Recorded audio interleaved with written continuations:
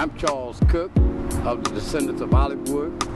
I was on a neighboring cleanup back in 1993 of College Park Cemetery over in West Dallas.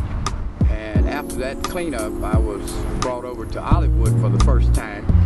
And when we came down the street and got out of the car, someone that knew where the cemetery was said, "We're at the cemetery." And I said, "Where?" It was completely overgrown. Probably about 30 years plus of overgrowth. Okay, Olivewood was laid out as one of the early platted cemeteries. There's a road that goes through the cemetery, even though the initial entrance to it was paved over and sold, because it was not a road, it was actually Brown Alley. We know the early community was known as Cheneyville, so we have documentation on that. At this point, it's very critical that we erect a ornamental fence to protect the cemetery. It will be open to the public.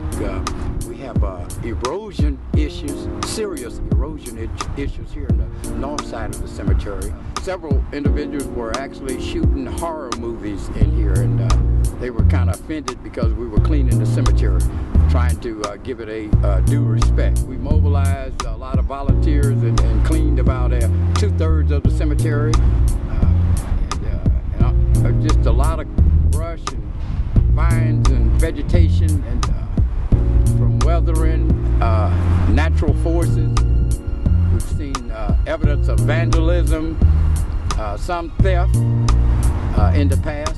After getting involved in the cleanup, I started getting into the history of the cemetery, and that has been one of the ongoing things that I have a passion for, is the history of these early African American men, women, children in Houston, Texas. So we're in dire need of an archaeology study, civil engineers to help us with our new drainage plan, pathways, just giving the cemetery a historical feel. Olivewood is contagious, so I've got Olivewood-itis. I've been involved with this project for about 3,000 hours now.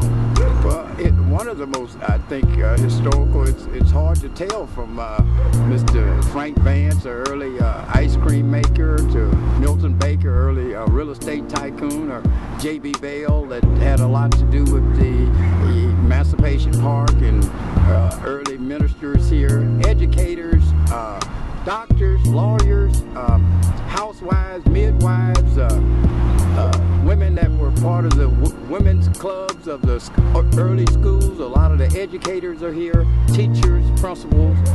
Some names are bestowed upon them. So this is very historical